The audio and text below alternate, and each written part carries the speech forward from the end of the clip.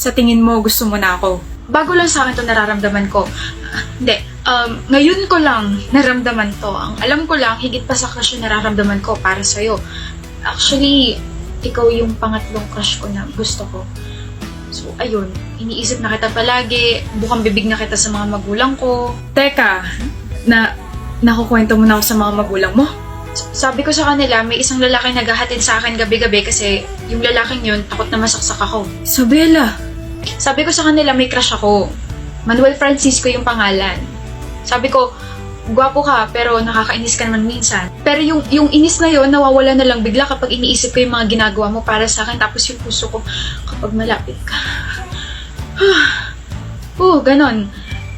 Tapos, ayun, na-realize ko na, oo nga no. Hindi na to crush. Gusto ko na si Manuel. Kasi hindi na lang siya gwapo sa paningin ko eh. Maalaga siya, responsable, at saka matamis. Matamis? Sweet. Sana sinabi mo na lang yung English word.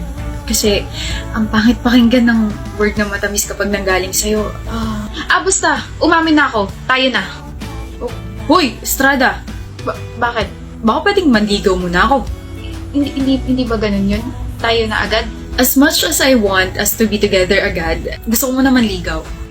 Okay, ligawan mo na ako tapos bukas sasagutin na kita. Ka talaga. Pati parents mo ka ako, liligawan ko muna. Ganun ba yun? Ngayon ko lang mararanasan ligawan eh. At saka, bakit pati parents ko, ha? Sila ba yung magiging shota mo? Girlfriend, Isabela. The right word is girlfriend. Parehas din yun. Ang shota ay short term. Wala akong balak ganunin yung relasyon natin. Oo na, daming alam. Liligawan muna kita pati yung parents mo, okay? Okay. Estrada! Pasok ka sa Dean's List. Ha?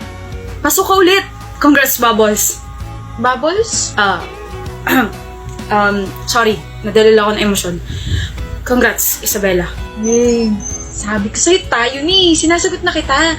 Dami pang arty. Ewan ko sa'yo. Bakit Bubbles? Favorite mo si Bubbles sa Powerpuff Girls, diba? No, paano mo nalaman? Secret lang yun eh. Nakita ko yung wallpaper mo, tapos yung mga notebooks mo. Puro stickers ni Bubbles. Bubbles. Okay. Ikaw, nakapasok ka ba? Di eh. Kinapos yung average ko. Bawi tayo. Free ka ba this weekend? Bakit? Sabay tayo mag-aral, bebe ha? Anong bebe ka dyan? Tayo na, diba? Ako si Bubbles mo, ikaw si bebe ko. Eh kung kunyatan kaya kita dyan, ha? Kinakabahan ka ba? Natatai yata ako, Isabela. Paano ba si Manuel? Sir, good afternoon po. Good afternoon, ma'am. Formal, boss mo ba kami, ha? Tito at tita na lang. Salamat po, tito at tita. Mama and papa na lang, Manuel. Ano? Me, Di, mama at papa na lang po itatawag niya sa inyo kasi sinasagot ko na po siya. Galit ka ba sa akin, ha? Ayoko pa naman nagagalit ka sa akin kasi ang sakit sa puso. Bakit di ka nagsasalita? Ginulat mo ko, Bella. Okay, 5 buwan ka pala nanliligaw pero Manuel, alam ko kasi sa sarili ko na sure na ako sa'yo. Diba? Sabi mo, liligawan mo muna parents ko. Ayun na. Sinagot na kita. Hindi pa nga ako nagsisimulang ligawan yung parents mo, sinagot mo na agad ako. Sa harap pa nila. At favorite ka na agad ng parents ko. Ganun ka ka-charming. Haba ng kwentuhan nyo, nakalimutan nyo na nga ako eh. Sinasagot mo na ba talaga ako? Hindi ko ma-explain kung paano at bakit, pero gusto talaga kitang makasama ng sobrang tagal hanggang sa pagtanda. Ganun ako ka-sure sa'yo, Manuel. Bella, Tsaka mahal kita. alam ko na narinig kita nung nag-aaral tayo. Tandaan mo na kapag sinabi to sa exam, tandaan mo na kapag sinabi kong mahal kita, Manuel. Sweet dreams, bebe.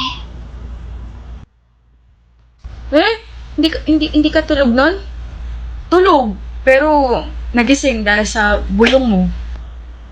Pero mas nauna ka nakatulog sa akin, diba? Oh. Ano meron? Pero may sinabi din kasi ako sa'yo.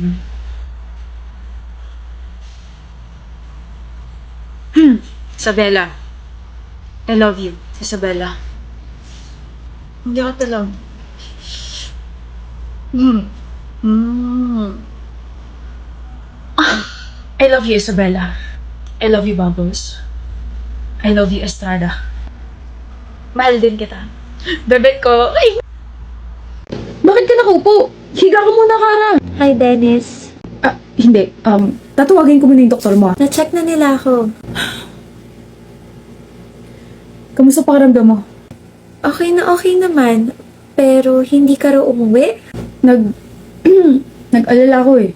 Hanggang ngayon? Ano ka ba? Wala naman ako sakit. Sino hindi mag-aalala eh? Nag-uusap lang tayo tapos sabi mo hindi mo ko iiwan tapos bigla nagdugo yung ilong mo tapos bigla ka nahimatay sa harap ko. Siyempre, unang iisipin ko may sakit ka. Dennis, stress lang ako tsaka puya tapos dumagdag pa daw yung init ng panahon. Pero wala talaga akong sakit. I'm so sorry if nag-alala ka. Okay.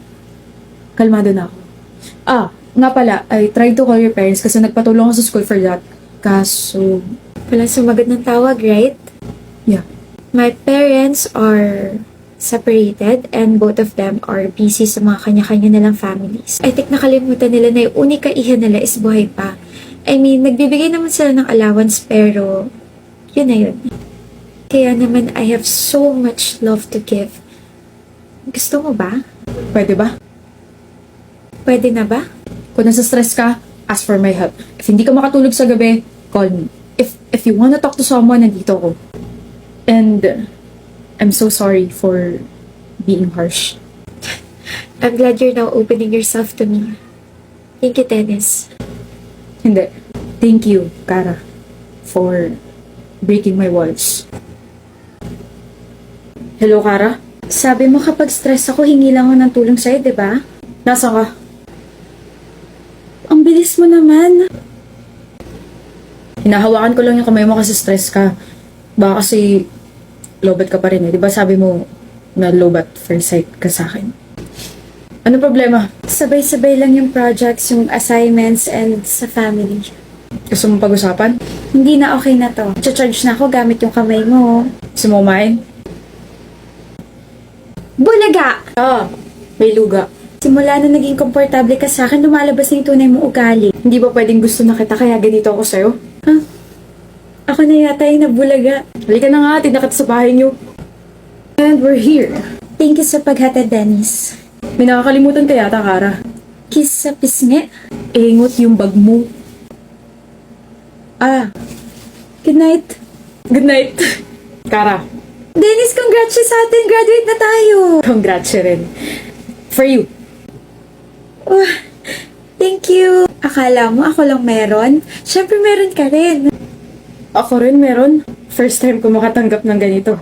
Baka first kiss ako na rin, ha? Okay, pumapayag na ako makuha mo yung first kiss ko ngayon. Pa hindi pa tayo, ah. Ako dapat yung nagsasabi niyan kasi inopen mo yung topic ng first kiss eh. Hindi pa tayo, Kara. Hindi pa nga kita sinasagot eh. Visit ka. Nakausap ko na yung parents ko. Really? Yes, ginawa ko yung sinadjust mo sa akin. Inopen ko yung feelings ko sa kanila na bakit hindi sila nagpunta ng graduation ko, bakit hindi nila sinagot yung tawag nung na-hospital ako, bakit ganito, bakit ganyan. And? They were sorry. They actually thought na I was doing fine kasi nga lagi ako may allowance, diba? But they never thought daw na makakaramdam ako ng loneliness. I was mad. I was hurt. But I forgave them. Sa weekend lalabas kami and I told them na may boyfriend ako so they want to meet you. Sino? Sino boyfriend mo? Ako? Yes, ako. Baliw ka talaga. But I'm so proud of you for being brave, Kara. Hindi ko naman ito magagawa kung wala ka eh. Thank you, Bobby. Mahal din kita. Wow! Here's what you requested, Bobby. Your favorite ulam. And here's my gift. Pangkabuhayan showcase. Oh, mahal na mahal mo talaga ako, no? Naalala ko nung college tayo, sabi mo, if may magre-regalo sa'yo kapag adult ka na, gusto mo grocery tapos yung pang-display sa bahay. O, ayan na. Tapos isang sako ng bigas mo, nasa kusina. Thank you, Bobby. I mean, weird way to propose but it's a yes, mister. Bakit? Magpo-propose pa lang ako eh. Ha? Ito. Oh my gosh. Seryoso ba? Nakikita mo ba yung mga susunod na pangyayari? Ha? Nakakainis ka, Kara. Huwag ka na mag-propose. Ako na lang yung magde-declare. Dennis, my Bobby, I will marry you. I am marrying you. I love you so much. Mas mahal din kita. I mean, hala. Hala. Matchy tayo ng damit. Kaya nga tinanong kita kung ano susuotin mo, di ba? Akala ko tinanong mo lang ako kasi curious ka. Sorry to ask, pero saan tayo pupunta? May curfew kasi ako na... Ng 8 p.m. Yes, I know. Alam mo? Before kasi kita yayain, nagpaalam muna ako kay Tito sa daddy mo. So ay nilatag ko lahat sa kanya ng mga gagawin natin for today. Syempre, lunch muna tayo. Don't worry, nagpa-reserve na ako. Tapos, magsistroll lang tayo around the mall kasi papababain lang natin yung kinain natin. Tapos, 1:30 to 3:30 p.m. watch a horror movie. Nakabili na ako ng tickets. Wait, horror? May inaabangan kang horror movie 2 months ago. So, ayun na, papanoorin na natin. There's this upcoming horror movie na super inaabangan ko kasi yung bida, super idol ko, tapos the plot, super interesting. Like, pumunta sila sa isang school, tapos kahit anong gawin nila, hindi na sila makalabas sa school na yun. Showing na siya in 2 months, kaso ayaw mo naman sa horror movies, kaya so sad. No? But I was talking to my best friend that time and you were writing something. So, Writing and listening. After the movie, kakain tayo ng snacks or merienda plus ice cream. Then arcade, then 6:30 to 7:30 p.m. will be our dinner. Tapos, hahatid na kita. Tara na. Bakit? Ano yun? Bakit ang dami ng gulay mo? Tapos sa akin, chicken na may rice lang. Parehas lang din naman tayo ng order. Gusto mo ba? I mean, no. Ayoko. Sa'yo na lang. Ang galing kasi feeling ko alam nila na ayoko sa gulay. Feeling ko rin. CR lang ako. Hi, excuse me. Yes po, sir. Yeah, I just noticed kasi sa menu na may gulay pala yung in-order namin. May request if yung gulay nung nililigawan ko, ilagay na lang sa plate ko kasi hindi siya mahilig sa ganun eh. Copy, sir. Thank you. Pasensya ka na kaya daddy ang daldal. I actually had fun talking to your family. Thank you for welcoming me. Wala yun. Uwi na ako. Steven, gusto ko lang sabihin na nag-enjoy ako. Ako rin. And, more dates to come. Right. More dates to come.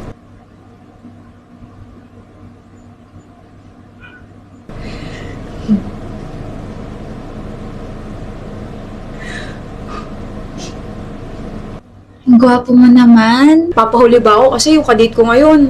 Dati sobrang ganda lang tapos ngayon, lalo pong gumaganda. 7 years and you are still corny. 7 years and I still love you. We would like to order the set A please. Tapos yung coleslaw niya, pakilagay na lang sa plate ko or pakiwalay na lang. Tapos, wag lalagyan ng sesame seeds yung kanin niya kasi hindi siya mahilig doon. For the drinks, pares water. Yun lang. Thank you. Gutom ka na? Bakit? Alam mo, Steven, gusto na kitang pakasalan ngayon na. Huh? Ano yung sinabi ko? Sabi mo, you wanna marry me right now. That was supposed to be like, sa isip ko lang, I'm sorry, love. Hindi kita pinapressure ha. Kalimutan mo na yun. I mean, of course, I wanna marry you, but it's just that kahit 7 taon na tayo, you're still very consistent. From wanting to match my outfits, fetching me, planning our whole day, such as saan tayo kakain, what are we gonna do, and other stuff. Tapos, you can still remember the small details about me. Please don't get mad, Steven. I'm not mad, Alicia. Na-amaze lang ako kasi we're on the same page. I wanna marry you too. Napansin mo ba bakit walang tao dito sa restaurant? Kasi pina-reserve ko to para sa ating dalawa. Kasi ngayon at dito ako magpo-propose sa'yo. Oh. Binili ko tong singsing na to 4 years ago pero kasi I know you're not yet ready kasi gusto mo munang pag-aralin tsaka patapusin yung isa mong kapatid. Kaya nag-ipon muna ako and here. 2 susi? Susi ng bahay natin tsaka susi ng pinagawa kong shelter for the stray dogs and cats kasi 'di ba pangarap natin mag-rescue. You're making me cry. My love, may I be your husband? Yes. Of course, I want you to be my husband. Happy 7th anniversary. I love you.